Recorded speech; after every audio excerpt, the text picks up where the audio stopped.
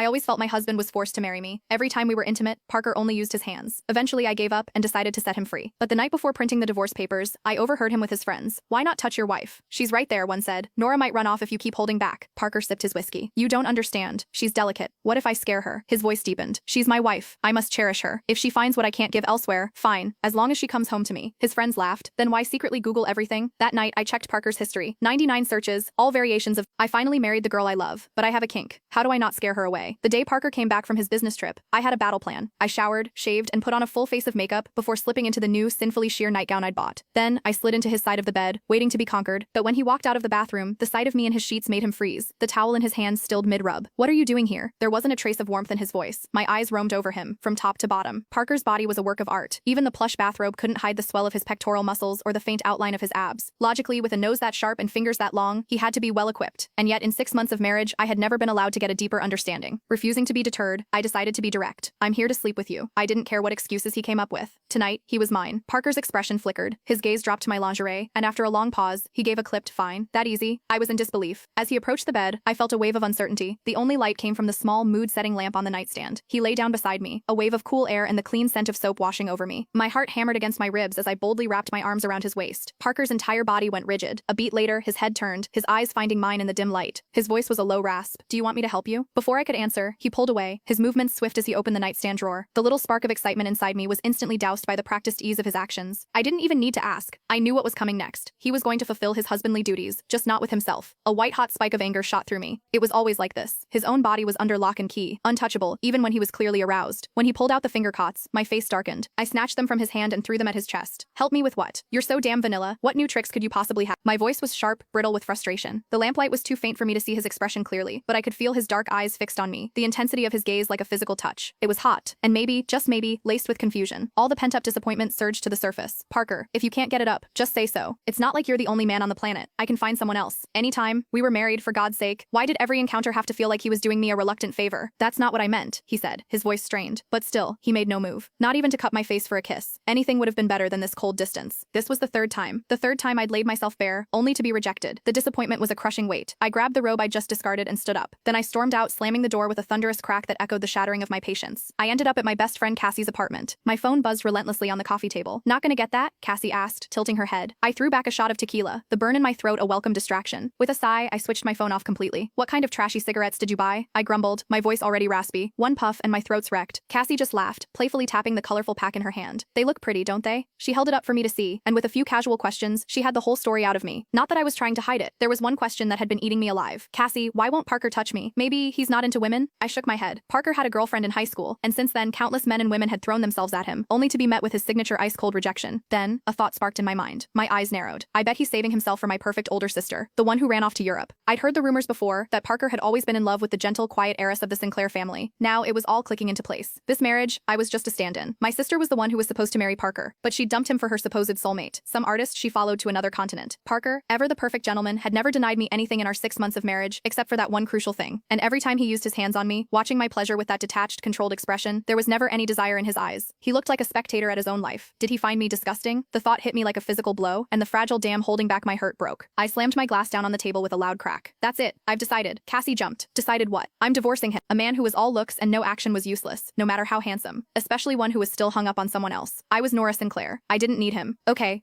easy there. No more drinking, Cassie said, clearly thinking I was just drunk and emotional. She dragged me off to take a shower. She'd just gotten a fresh manicure, and being a restless sleeper, she left a few angry red scratches on my neck by morning. The moment I turned my phone on, it exploded with notifications, all from Parker. When I got back to our villa, I was surprised to find him home. The air was thick with the smell of stale smoke, the ashtray on the coffee table overflowing with cigarette butts. He looked up, his sharp features cutting a striking figure even in the morning light. You're back. His voice was a gravelly whisper. Then his eyes landed on the marks on my neck, and his pupils contracted violently. The light in his gaze instantly went out, replaced by a chilling darkness. I hadn't slept well, and the combination of smoke and alcohol had left my throat raw. I was in no mood for a dramatic confrontation. Just as he was about to speak, I raised a hand, my voice raspy. I'm exhausted from last night. I'm going upstairs. I wasn't trying to be cruel. I was just done. I was really going to divorce him. A marriage without passion is a marriage without happiness. But, as fate would have it, I came down with a fever that night. My body felt like it was filled with lead, my head swimming in a thick fog. The door creaked open. Parker had just showered, and the crisp scent of mint from his body wash was so strong it almost made me gag. I wrinkled my nose and tried to push him away. Leave me alone. His body tensed. Then who should take care of you? His voice was deep, laced with a carefully restrained emotion. He was trying desperately to be gentle. Come on, be good, take the medicine, and you'll feel better. His cool fingertips brushed against against my lips, and I saw his hand, resting on his thigh, clench into a tight fist. His gaze lingered on my mouth, his breathing growing heavier. I was completely oblivious. Being held by him felt uncomfortable, and I twisted away, trying to lie back down. Okay, you can go now. As I drifted in and out of consciousness, I thought I heard the sound of the shower running in the bathroom. It seemed Parker was taking another shower. When I woke up again, I was wrapped tightly in Parker's arms. The distinct feeling of something hard and hot pressed against my leg was impossible to ignore. His warm breath ghosted across my ear as he stirred, his hand coming up to feel my forehead. Still a little warm. The fever hasn't completely broken yet. I was wide awake now. It's not the fever making me hot, you idiot, it's you. I tried to elbow him away, but he expertly caught me by the waist. His calloused thumb brushed lightly against my skin, sending a jolt of electricity through me. A small gasp escaped my lips. Nor. Parker's voice was a low, husky whisper, carrying a magnetic pull that was hard to resist. Should we try? On any other day, I would have jumped at the chance. But after the last few days, a wall had gone up between us. To me, this felt like a slap followed by a piece of candy. A pathetic offering. Still weak from the fever, my body ached. I turned my face away, my voice cold. I can't. I'm too tired. The man behind me went utterly still. I could feel the tremor in his breath as the life seemed to drain out of him. With a visible effort, Parker pulled back, creating a small distance between us. He said nothing. When I finally turned to look at him, his eyes were dark pools of sorrow, a bitter smile twisting his lips. It's my fault. I don't blame you. I let out a cold snort. At least he had some self-awareness. But please, he continued, his voice barely a whisper, don't push yourself so hard next time. It's not good for your body to get a fever like that. Parker lowered his gaze, hiding whatever raw emotion was swirling within him. Before I could process his words, he stood up and went to the closet to get clothes for me. He usually wore silk pajamas, but for once he was wearing only a towel wrapped low on his hips. The sculpted lines of his muscles and the tantalizing V of his torso were on full display. My eyes traced the firm curve of his waist and the tight clench of his glutes, and my heart gave a little flutter, but that was all. Any handsome man standing in front of me would have had the same effect. Parker handed me the clothes. Without a second thought, I started changing right in front of him. As expected, he immediately turned away, his eyes fixed firmly on the wall. What I didn't know was that the moment I left the room, Parker walked straight back into my bathroom. A few days later, I started noticing some of my clothes were missing. At first, I didn't think much of it. They weren't expensive pieces, and I had plenty of others. But then, the lace lingerie set Cassie had bought me last week vanished. I couldn't figure it out. We didn't have cameras in the house, so there was no way to identify the pervert. Finally, over dinner one evening, I brought it up with Parker. I think we have a thief. He was calmly sitting at the table, spreading butter on a piece of my toast. He paused for a fraction of a second at my words. Without looking up, he asked, his voice steady, what's missing? Lingerie. I said it nonchalantly, but his reaction was anything but. The butter knife slipped, smearing a dollop of yellow across the small mole on the back of his hand. My eyes narrowed, watching his uncharacteristic clumsiness. Why so nervous? Did you take it? Parker was silent for a few seconds before letting out a soft, humorless laugh. His long, dark eyes met mine. What do you think?